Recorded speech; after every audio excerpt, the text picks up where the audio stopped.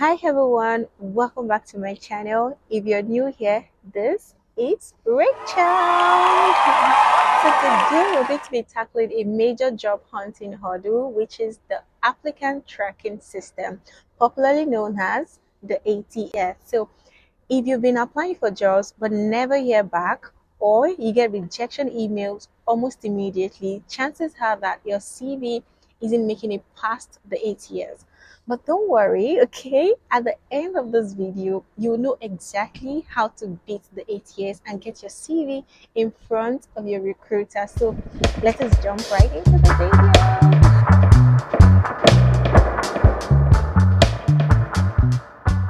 Let's start with an introduction.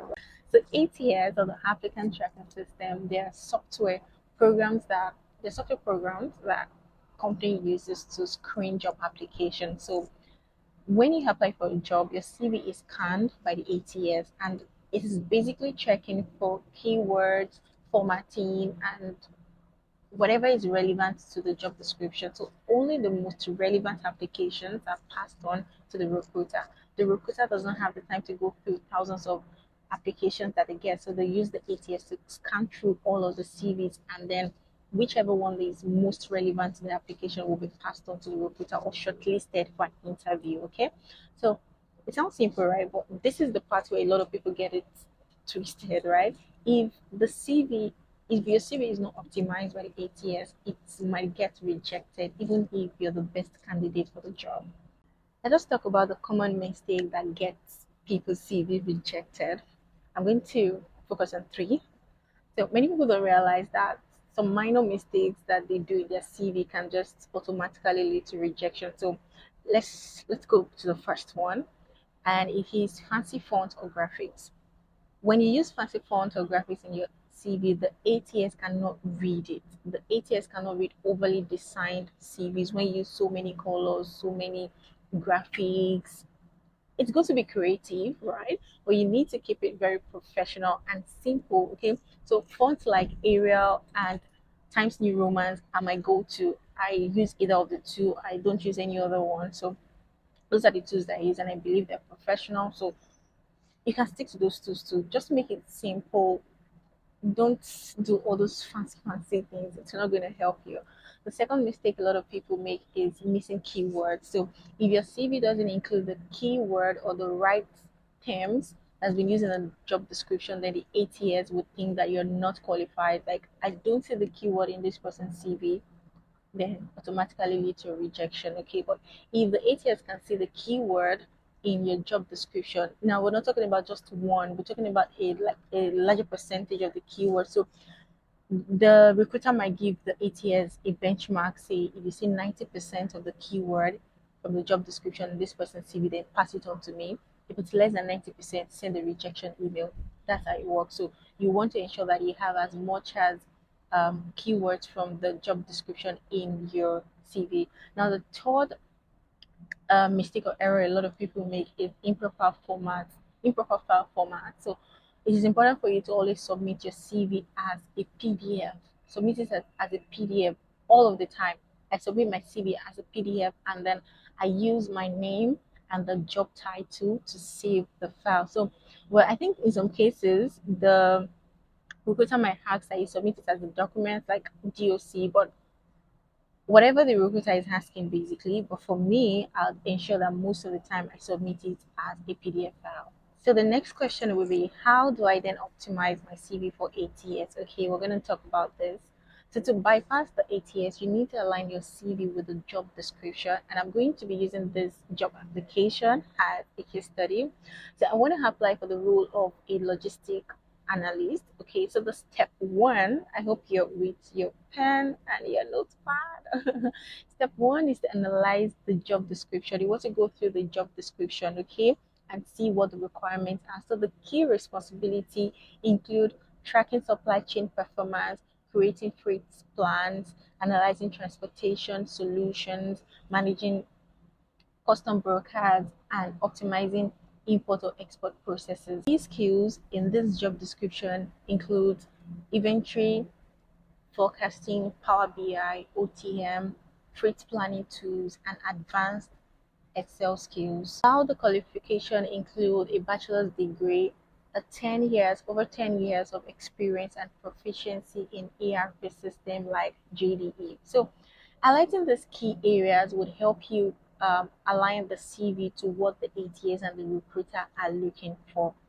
Step two is use keywords strategically. So let's take those keywords and integrate them into the CV naturally. Okay, you don't want to copy and paste. We're not doing copy and paste. Okay, we're going to infuse those keywords into the CV naturally.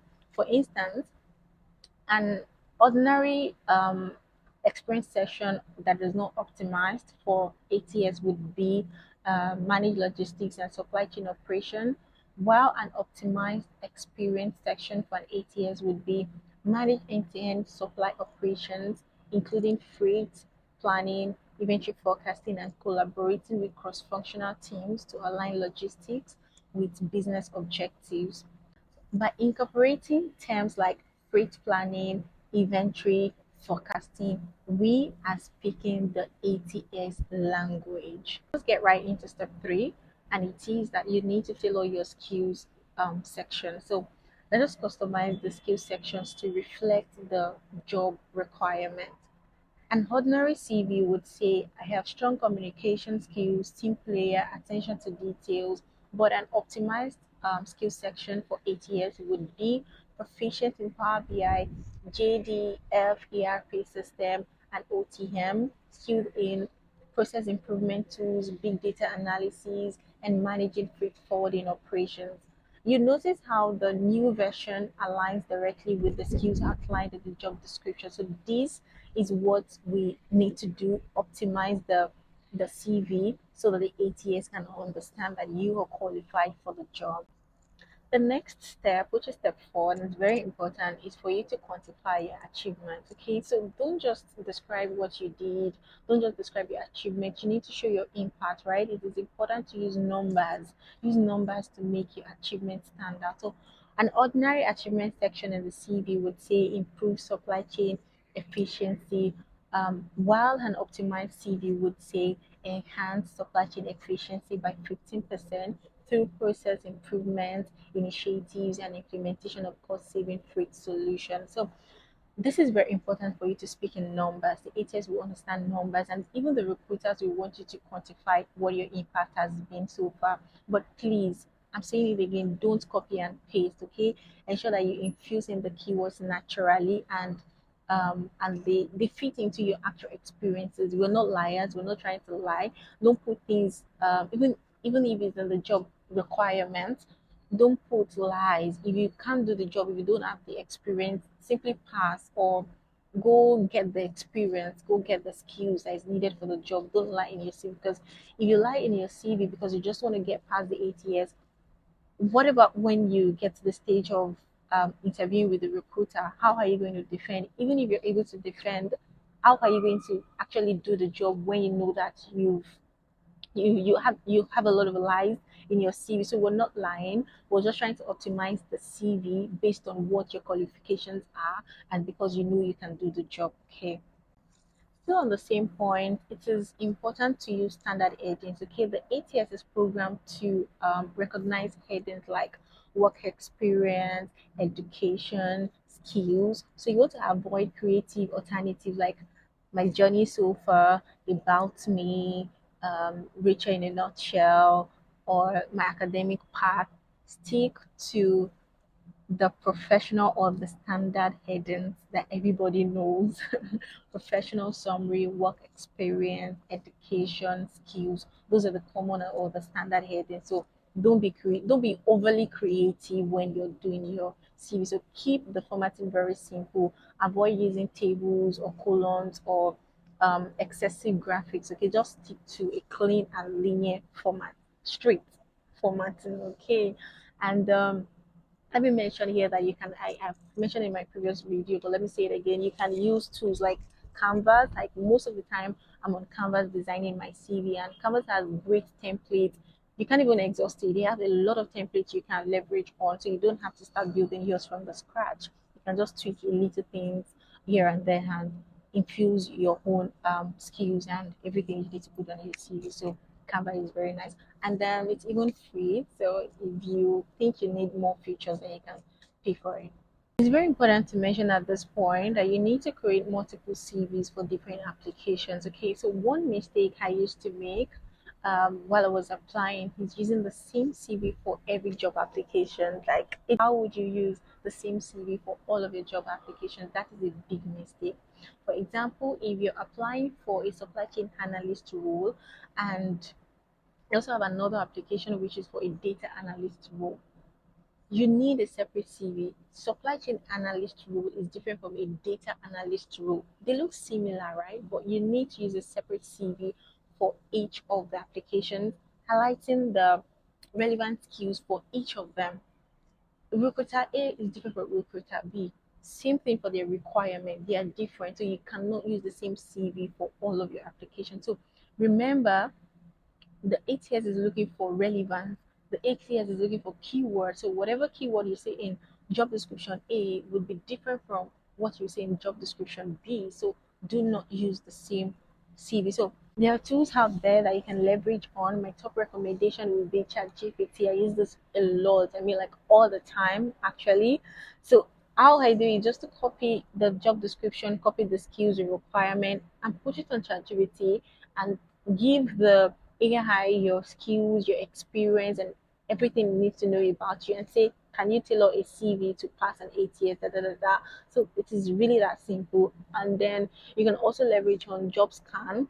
I don't really use this, but I've researched about it. Like, this can help you to compare your CV with the job description and tell you how well it matches, right? And that's also resume worded. Okay, I think that one can give you feedback on your CV and even suggest improvements, like, okay, maybe this line you need to add some keyword or whatever. So there are so many tools that you can explore that would help you to navigate this area. So um, make sure you check them. You might not need them eventually. That sometimes even ChatGPT, when I use it, it will give me some suggestion, and then you have to tweak it a bit, change some things here and there, but at least you can use it as a guide to creating your own CV. So check.